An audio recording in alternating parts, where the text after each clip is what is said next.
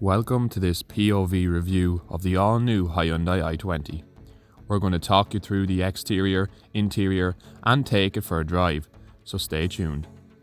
We drove Hyundai's new Super Mini at Fitzpatrick's Hyundai Kildare Town. Can this new model follow in the successful footsteps of its predecessor and compete with rivals like the Ford Fiesta, Volkswagen Polo and Toyota Yaris? Let's find out.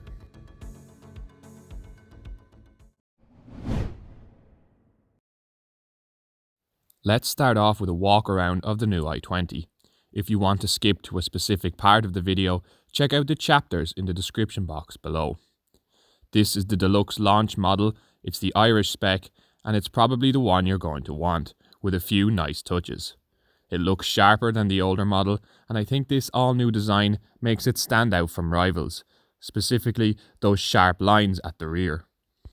Up here at the front, it's an entirely new light design and a whole new grille, as well as them LEDs located down low on the front bumper.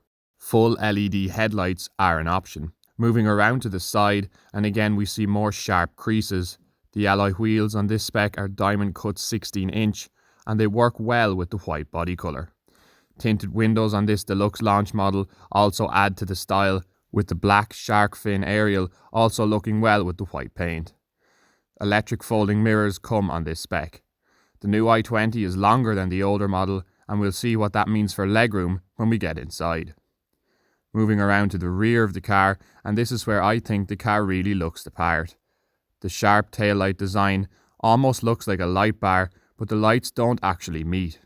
There is a reversing camera and parking sensors on this spec of i20 as well. Hyundai have created a very sporty and streamlined looking small hatchback that brings it bang up to date. But let us know your thoughts on the i20's design in the comments below.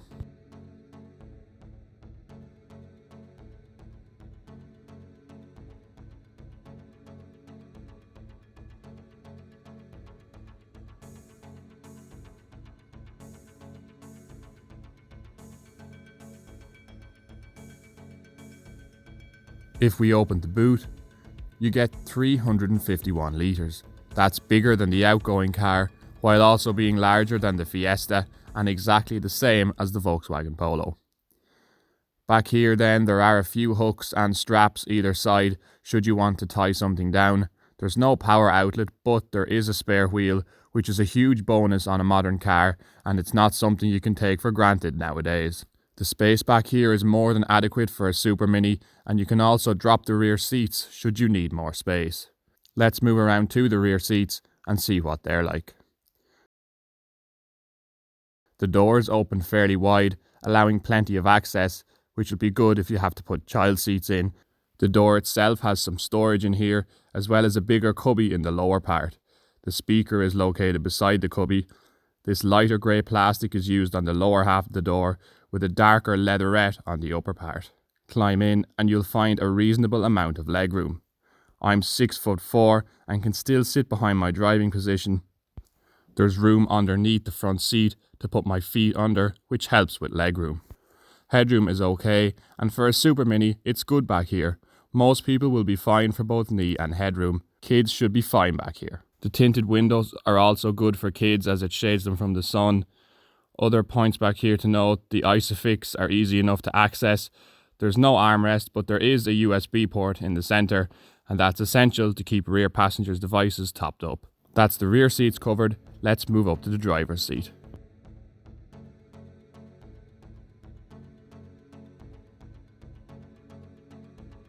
Open the door and you'll find your electric windows and a standard cubby.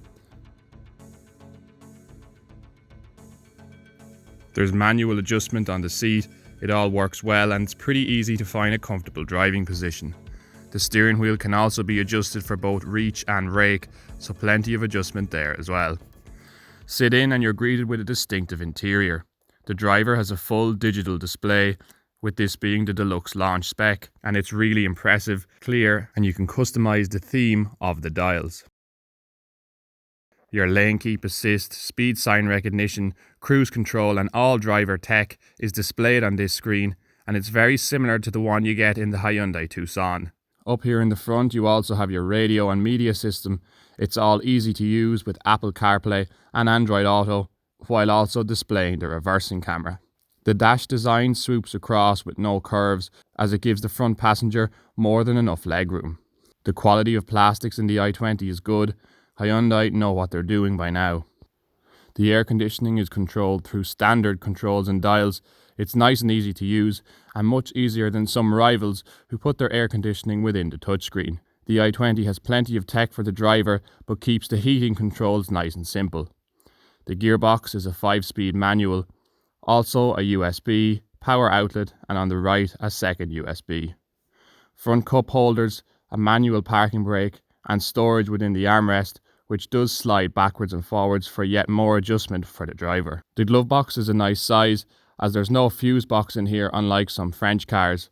Some other features up here are the SOS button, there is a mirror in the sun visor, and the steering wheel is the new design from Hyundai with 4 spokes. It's a nice size, wrapped in a leather-like material, and the buttons for everything are here. These seats are a cloth material, and they give good support for your back, and like I said earlier, there is plenty of adjustment to get comfortable. There's also ambient lighting in the i20, you'll appreciate this at night time. Let's quickly pop the bonnet, take a quick look at the engine before we go for a spin. The engine in this one is a 1.2 petrol, 84 brake horsepower, naturally aspirated. There is also a 1 litre turbo, only available in automatic. The 5-year warranty that Hyundai are famous for is offered across the i20 range, so there should be no issues there. As of yet in Ireland, there are no hybrid or electric versions of the i20 available.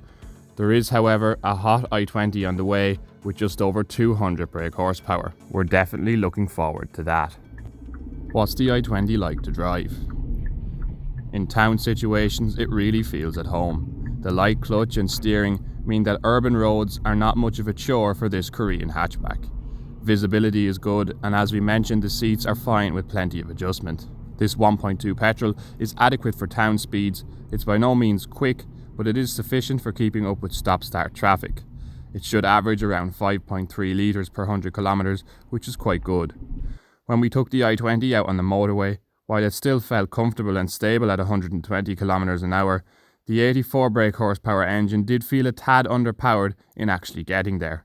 But once you're at the 120 kilometres, the cruise control and lane keep assist work together to make it a comfortable car to drive, and there wasn't much road noise in the cabin either.